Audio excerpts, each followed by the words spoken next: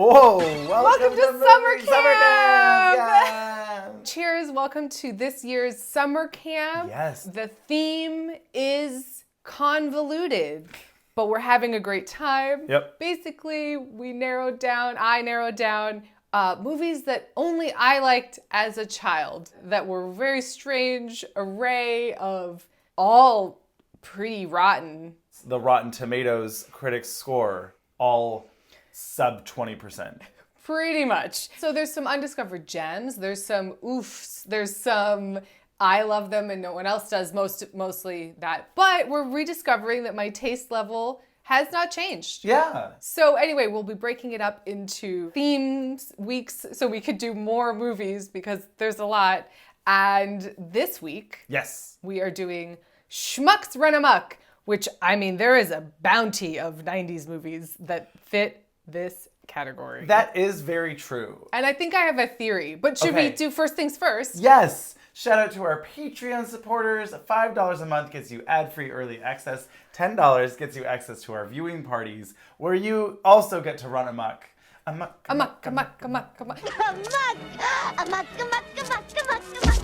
Thank you to all our supporters. We really appreciate it. We couldn't do it without you, so thank you. Second, make sure to subscribe, share, follow us on Instagram, Twitter, TikTok, Letterboxd. Make sure to tell all of your friends. Check out MovieBitches. They're doing summer camp. It's all campy movies, and it's all of the 90s, essentially. Essentially, every one of them's from the 90s, but two.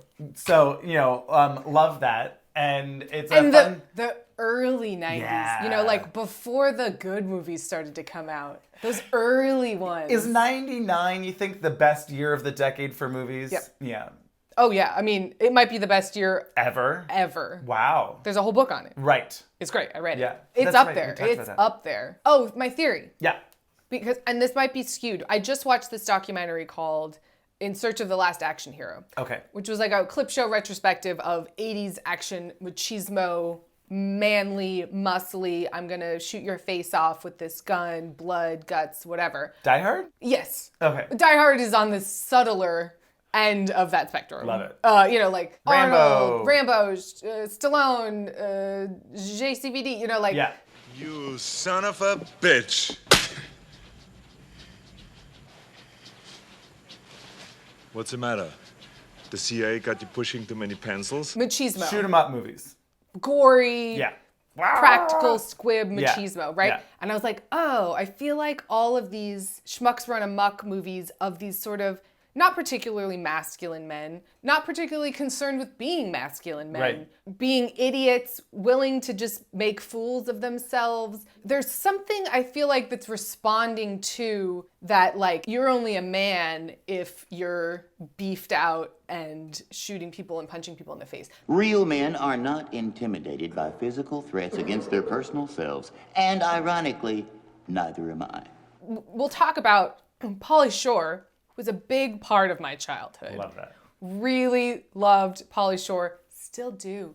And watching... Current Pauly Shore? What's Pauly Shore up to these I don't days? think it's great. When can I leave to be on my own? I've got the whole world to see. You are too special, Pinocchio. The world is full of people who could harm you. There was a real wave of... Right, not fuck for me. Pauly Shore, we hate him. Collectively, we all decided we hate him, and Gotcha. I never got on board with that.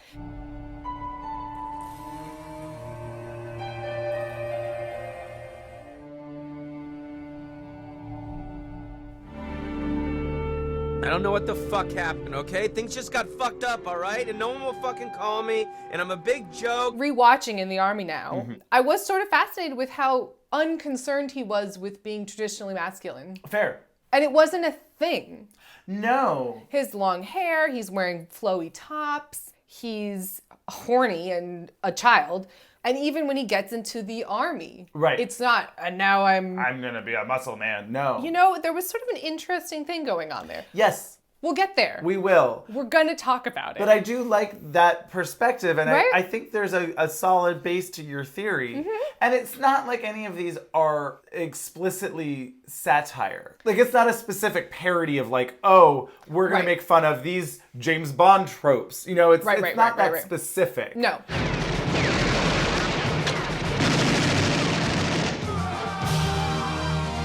But in general, there's a little bit of a nod. I mean, look at how many times we'll get to In the Army now. But I can't wait to talk about it. I can't either. But like all of his impressions, right? He keeps doing impressions. Well, I was going to say that too. I was going to bring it up. We'll get to the movies. Yes. The 90s were all about referential humor. Yeah. And there's been multiple movies now that we've watched where John Wayne impressions were just like everyone had one in their back pocket, right? And there was one in Ernest Scared Stupid where the kid does it. Well, no need to thank me, little lady. Just some routine hero work. And I distinctly remember my best friend's dad as a child doing a John Wayne impression. It was a thing that he did. He'd go, all right there, Pilgrim, I'm gonna go blast you up some, blast you some, you know. There's also It one was such a in thing. Parenthood Howdy, partner. that Steve Yes. Martin does. Burp, burp. I don't know what it was. And I swear to God, and it shows up all the time in the 90s. Okay, when was John Wayne Most popular? When were those movies? 40s and 50s. So. Okay. And you dirty rat, you killed my brother. Come out and take it, you dirty yellow-bellied rat, or I'll give it to you through the door. It shows up all the time. It's in Teenage Mutant Ninja Turtles. Not Cagney. You dirty rat! You killed my brother! You dirty rat! It was in Ernest Goes to Jail, which I just watched. You dirty rat. You're the guy that shot my brother, and I'm the guy that's gonna shoot you. I don't know, like it keeps showing up. We got to keep a tally. Yes. Throughout these movies. 90s movies. I feel like it's going to show up again. You might I'm like be right. not surprised. Someone is going to say, all right, Pilgrim. Right. That went in the little Matthew McConaughey. Well, here's looking at you, Pilgrim. I guess that kind of makes sense that the writers for these movies Yep. are, I have to imagine, 40s to 50s. Sure. So one would assume then that they were born in the 40s or 50s. And so then they grew up with John Wayne, and it's like, well, I'll write in that joke. Yeah. That has to be, right? Because a lot of my reference point for old things is from 90s movies referencing old things. Right. So I'm as a kid then now going, you dirty rat, and having no context for what the fuck is happening, but I love it. Sure. Anyway, oh my goodness, we'll get into more of the details, but so we're going to examine that today. We're going to examine Schmucks Running Amok, what that means, and the varying degrees of that. Yeah. Also, honorable mention to Pure Luck, the Martin Short Bad Luck movie with Danny Glover and him that I loved, and we didn't have time to watch, but it certainly fits this category. I'm trying to think. I didn't really play this game because the theme is movies that only Avaryl loved as a child. Yeah. What were yours? Right. That's true. Yeah. I'm trying. I didn't really think about it. I was watching some weird niche things, I would say. And I feel like I was watching more mainstream ones. Yeah. You know, my Schmucks Run Amok is like Beethoven. You know. Right. Like, okay, sure, everyone watched that. So tonight we will be discussing the seminal, to my childhood classic, Bushwhacked, starring Danielle Stern. You said it was Danielle. Danielle Stern from 1995 with a rousing 10% on Rotten Tomatoes.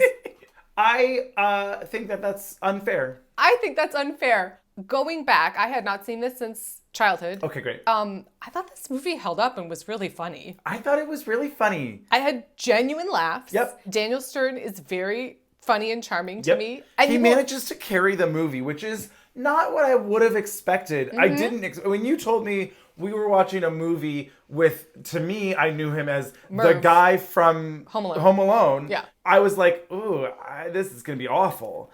And no, it was charming and silly and cute. It was very Troop Beverly Hills. Yes, instead of a fabulously privileged housewife, he's a full asshole criminal. Yes. Idiot. Schmuck. Yes. Would you move your wrinkled asses? I'm in a hurry here! I'm gonna run you over! But whose heart grows 3 sizes? And, you know, that's fun. I had a great time dissecting this movie's filmmaking. Sure. I know, it sounds insane. It's Bushwhacked. But I've been having a really fun time revisiting 90s comedies with you that are, what's the category? Comedy. That's it. Maybe family friendly Right. for some of these. Right. But basically, it's a comedy. And there's a way to shoot that. There's a way to light that. Actually, all of these three, at least All of tonight, these three. are family friendly. Family friendly, They yeah. are PG or G? Probably all PG. PG, I would say. I think they're all PG. Yeah, he does show them what. Oh, yeah. Oh, that's how Daddy likes it. Everybody start your engines. Auga! Then, the man has a cigarette, watches a little Leno, and goes to sleep. Remember when he has the birds and the bees. the birds and the bees with the dolls. Right. And then you have a cigarette and watch Letterman. But the way you light it, the way you edit it, the way you think about how you're going to edit it while you're filming in camera so that you can cut to things that make the joke work. Yeah.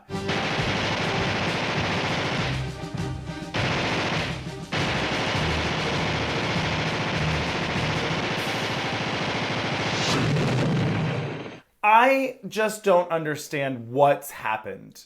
Is it a failure in our film cinema studies education programs? Is it a failure in like mentorship on set? Is it the studios fucking everything up? Probably. How? There's a laziness There's a laziness? because of CGI. Maybe. lot There's of a it lack of is- planning. Lack of pre-planning, Yep. lack of go do it out in the wild, a lack of this was really hard and we had to really solve this problem. Right. Oh, we'll just Creative fix it in problem post. solving. Oh, we'll just CGI that out later or whatever. Right. But what if something really fun and creative came out of that roadblock? Yeah. Like when you look at Cocaine Bear. Cocaine Bear. This was the perfect example of comedy bear scene Right. that works. Yeah.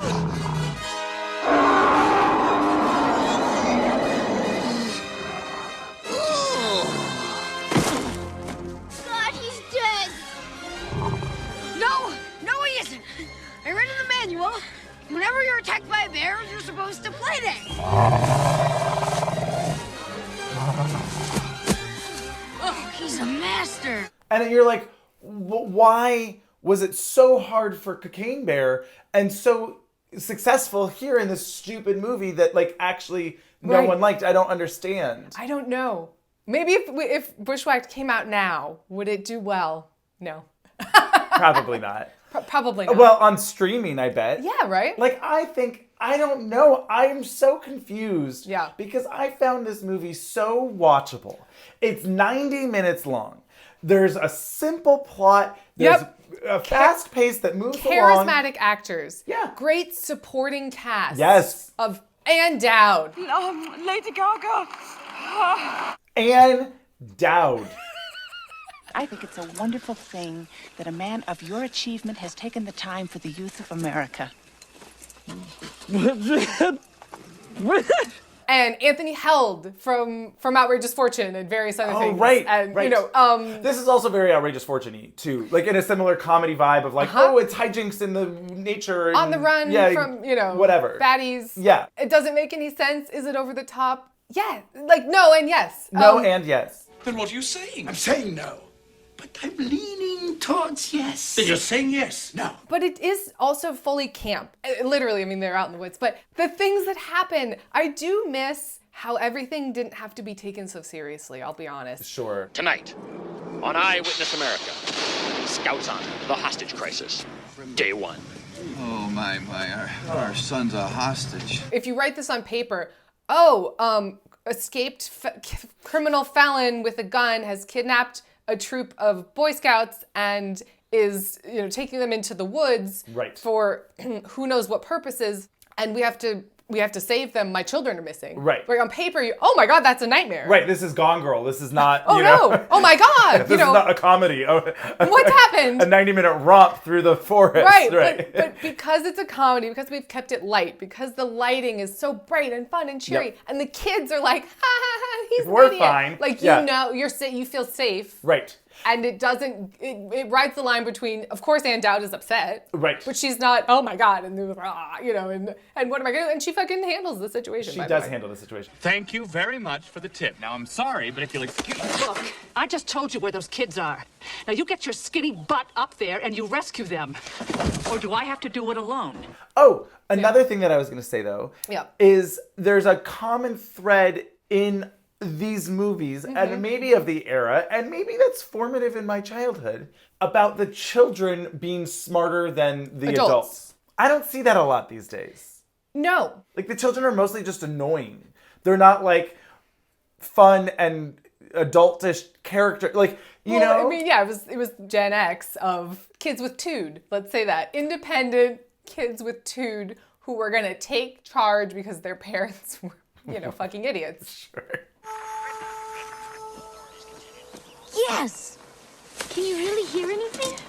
The thoughts and prayers of the entire country. Ah, religious programming. Remain with Troop 12. Hey, that's us. Why are they talking about us on the radio? We were being held hostage by a psychotic murderer. Well, like, I mean, a good example, I guess, is like in Wet Hot, when it's like when he's sitting there with Molly Shannon and just being like, no, we're like the therapy session. Yeah. Total wreck. Like, I don't even know where the kids are. I know. Gail, listen to me. Ron's who he is. And you can't change that. Anyway, I just, you know, that is an integral part to these kinds of stories being successful. Well, and I do think there's something to be said about, it's a comedy, it's silly, it's ridiculous, but to be said about kids in movies getting into bad situations, handling themselves, dealing with the trauma in the moment. Trauma. Yeah. And just being like, yeah, I fucking nailed it. Yeah. I learned and grew from this adversary. Adversary. No. Adversity. Adversity. Yeah. There's something that's compelling and empowering about I think that's why as kids we loved these movies. It's that same kind of thing of like, oh, you thought you were unprepared, but it turns out you have more capability than you thought you gave yourself credit for. You can rise to this situation and survive it and thrive through it. That is a theme in all three of these movies. It is. I mean, did I as a child sort of on some level hope to get lost in the woods so I could have an adventure where I saved myself with my dog perhaps? And very homeward bound. Everyone was worried about me, but I survived. Sure. And I made it out of those woods. Right. And I had a story to tell. I did. Yeah. I genuinely had a fantasy about that. So, you know, it's just interesting to go back and look at how many kids got lost because of these kinds of movies. No, I hope not. I mean, I did go looking for pirate ships because of Goonies. There you go. 100%. Now, Goonies would not belong on this list because everybody loves the Goonies, but it was an obsession of mine. Right. So Bushwhacked from 1995, starring Danielle Stern as a criminal. Every time you say it, I hear Danielle. Danielle Stern as a idiot criminal who inadvertently ends up running into the woods through happenstance, has a Boy Scout troop with him, and, you know, they have to survive the woods and the baddies and the FBI. Yes. Kind of, and the framing of the FBI, right? Ooh, who's real and who's not. Kind of, this is going to be so incredibly rude, and I'm sorry. Kind of Hitchcockian. I love it. I'm so excited for whatever's to come at the end of this sentence. Yes, continue. In the sense that it's like, I was framed for 100%. This thing, It's 100%. and now I have to work my way out of it. It's classic Hitchcock. Oh no, common man gets framed for crime, is on the run, runs into wacky characters, ends up saving the day. I compose a little, and there's nobody to tell me that the results are anything but brilliant.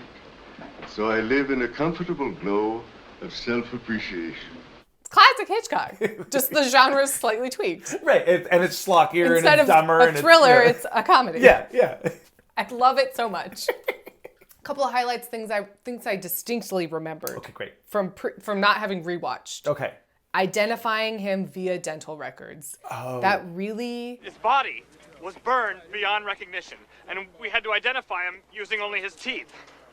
It was gross, I'm telling you. It was really gross. Stuck with me. Anthony Held fakes his own death, spoiler alert. Yeah. And he has all his teeth pulled, and they can only identify him via his dental records. Right. And I just vividly remember that. Yes, it was a bit inconvenient having them all pulled, but at $1 million a tooth, I think it was well worth it.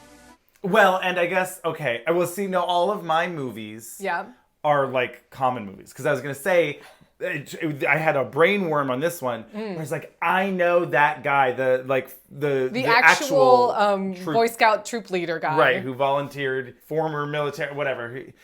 I am an inconsiderate person? Hey, Sergeant Doofus, did you paste that note to my window? That's right, Cupcake. It's a little lesson in common decency. And I was like, who is he? I know him.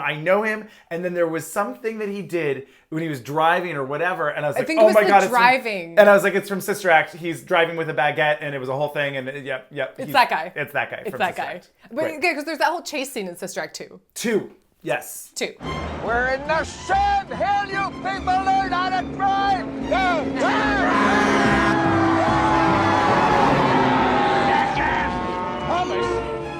Jesus Christ! Oh my God, remember the super glue scene? Oh, yes, with his chin on the...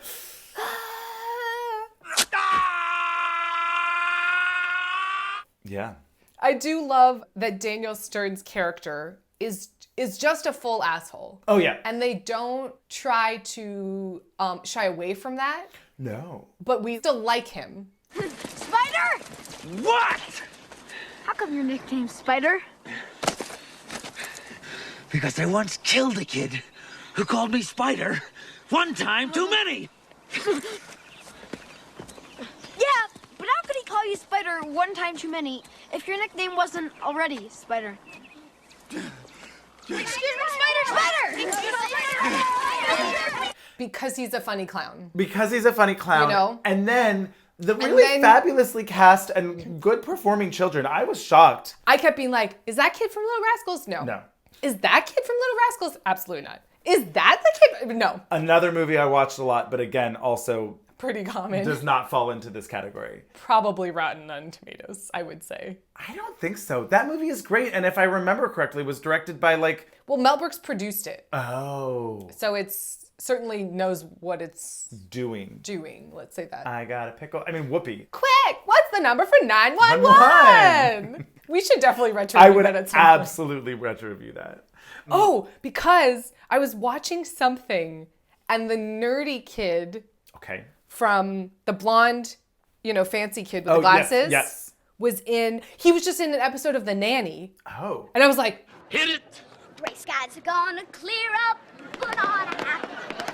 Cece, what on earth possessed Then you? cheer up. Well, they were all ganging Put up on a on hat. me. So you take it out on a 6-year-old. She started it. Oh, that's very mature. Well, that's the pot calling the kettle black. Come on, let's shoot it. The important thing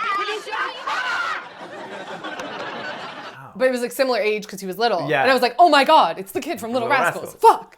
Whatever happened to him, I wonder? No idea. And do we think he ended up being gay? Yes.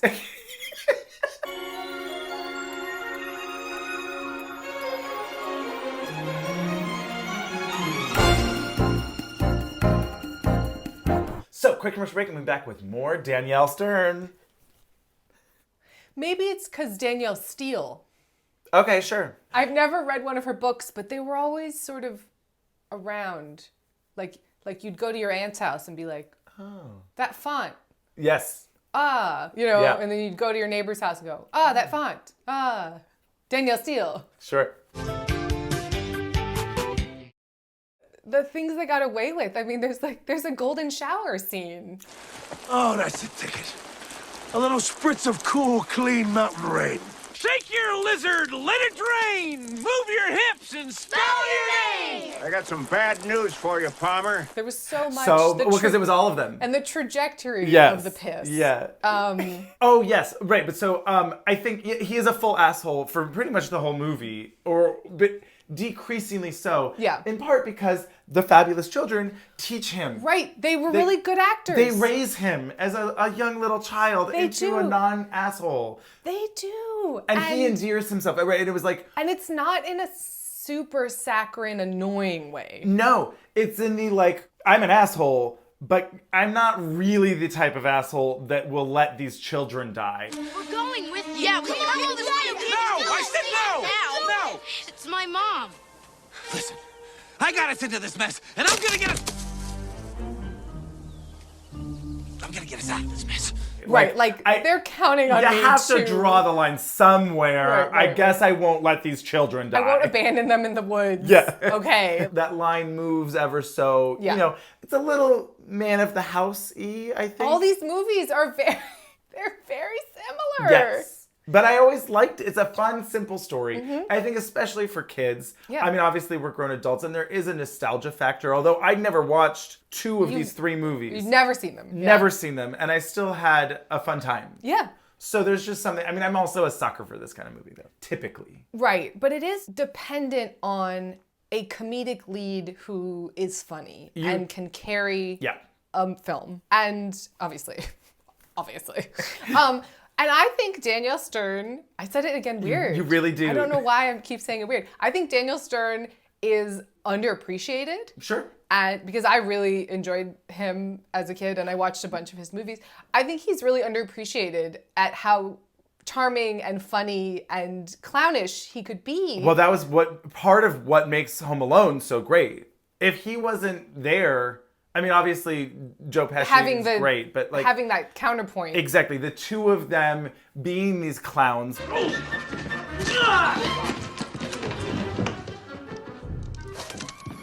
Heads up!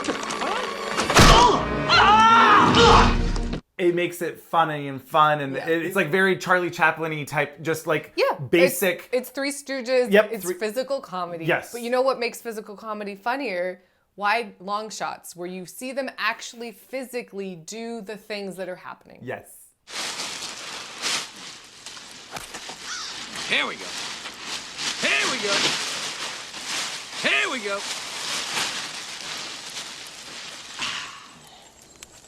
Hey! Got the 10 up? Yeah. Everything these days is like a medium shot that doesn't show you enough. Also the color. Yeah, I miss it. I think color is so important. We've talked about this and I will continue to espouse it to anyone. There's a girl in the troupe. She's the only girl. She's sassy and fabulous. Nice dolls. Did you bring a pretty pink umbrella too, in case it starts to rain? No. I figured we could all just crouch under a pair of your underwear and wait it out. Oh, rejected! Her colorful backpack is so fucking ingrained in my brain as it's floating down the river. Like, I was like, oh my God, I want that backpack. Well, also, it was for a purpose, too. Throw your packs in the river! What are you doing? They'll think we're dead! It shouldn't be this hard to kill 6 little scouts and 1 moron. Floating down the river, oh, they're dead. Or are they? Clever girl. Clever girl. Also, though, interesting theme there of Tom girl or whatever, right? There's that girl in the troupe. Tomboy. Oh, right. Well, yeah, right, yeah. But yes. There's that one girl in the troupe. There's Lori Petty and in the army now that's like, I just want to, and there's she has that whole speech about being, different. There's that one girl in Ernest Scared Stupid who's hanging out with all the boys. Yeah. I mean, relatable. Like, I was that girl. Maybe because these movies, I don't know. Maybe. There's a lot of representation in these children. Yeah. Like there's a diversity, maybe not always ethnically, unfortunately. Right. But yeah. Yeah, there's not. It's very white. Yeah. But, I think the main thing with this is the kids are distinct. Yes. And memorable. Yes. Now, what do? Do you take the deal? It sounds like a setup. And illegal. And the guy sounds like a total criminal. Do you know him at all? No. Does anyone go with you? Are there any witnesses? No. Do you have any way to protect yourself so you're not just blindly walking into a trap? No. Only a sucker would fall for that. Or a doofus. Or a moron. They just, I don't know, act like their own personalities and it comes across. Yeah. Instead of dialogue driven. Right. You're the one who always makes jokes. Or whatever. You're always so serious after your mom and dad tragically died in that horrible car accident 6 years ago. Sorry, can I just ask, how close were you and your sister? Oh. I don't know. I don't know what this means, but all I wrote down was that at 44:10, I wish there was a pottery smash. Here we go. Here we go. I also distinctly remember the Barbie scene and because they Klaus Barbie? Klaus Barbie? Wow, the Barbie Museum. Klaus Barbie, sometimes known as the Butcher of Lyon.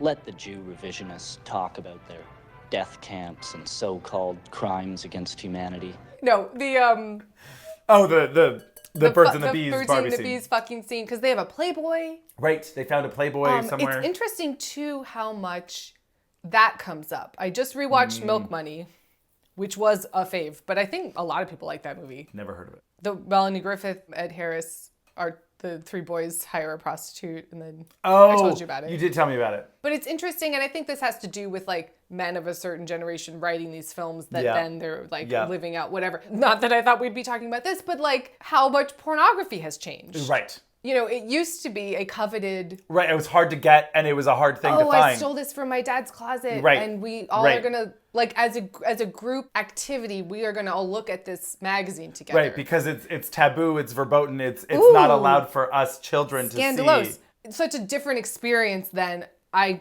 Googled this weird thing that I thought of in my head and I watched it by myself. Yeah. It's just different. It is different. It's just a different thing. And it is interesting to see, or we will see, I guess. I don't know if it's entirely, we're like in the time frame where it's shifting or Yep, shifted. yep. I feel like all of the writers now are of my age, where it was like, I used Dickspin.com. Meat Spin, I think is what it was Meat called. Spin? Yeah, I think it was Meat Spin. Or, right, but like, I downloaded, I LimeWired JPEGs and watched them load line by line. Love that. And then deleted it from the computer every time, and then course. redid it because, you know, you didn't, and yeah. The anticipation, With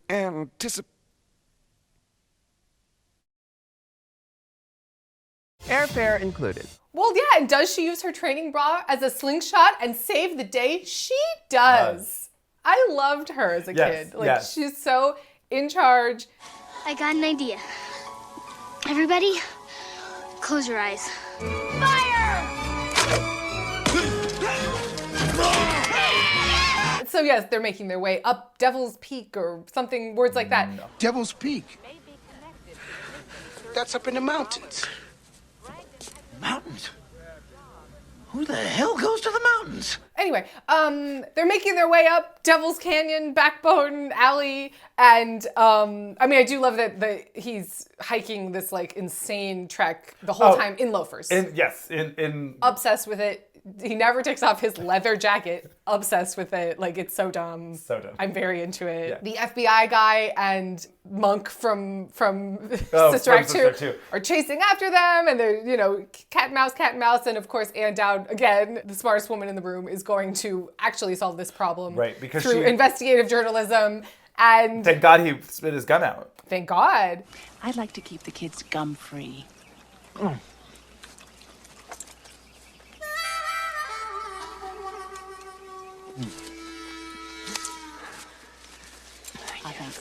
And all of this nonsense of like the rope climbing and we're doing and we're gonna but just belay myself over there and all of this. That was Belay myself? And then you belay yourself off.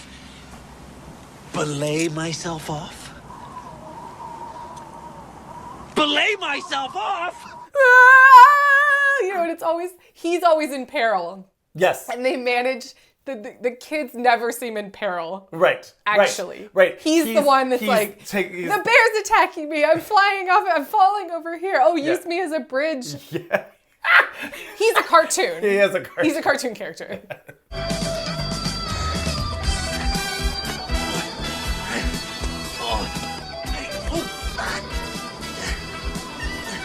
According to your body mass, you should be able to hold out for another 3.5 minutes. Oh, good.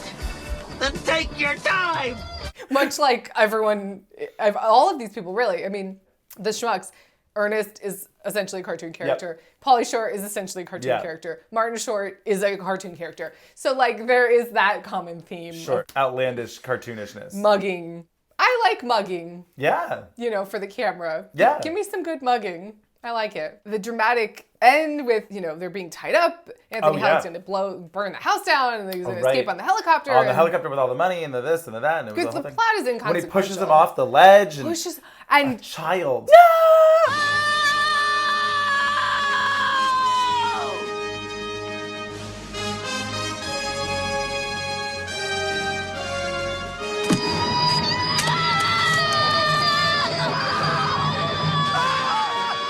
You never really feel like, oh my God, they're gonna kill this kid. I mean, you knew that they wouldn't. Yeah. So you're like, what? But there wasn't. You're like, oh shit, did they really? Oh no, of course. He's hanging on with. Don't worry, I'm a lizard. Of course I do. I'm the lizard. Remember? You mean a spider? Right. You mean a spider? Yeah, that, yeah. And this just like feat of strength. Oh yeah, just absurdity. Yeah. I'm trying to think of who else could have done this role. Like I would say Jim Carrey, but I think Jim Carrey is too cynical and in some ways sexual to have him like hanging with kids. No, yeah, I don't want that. There's something.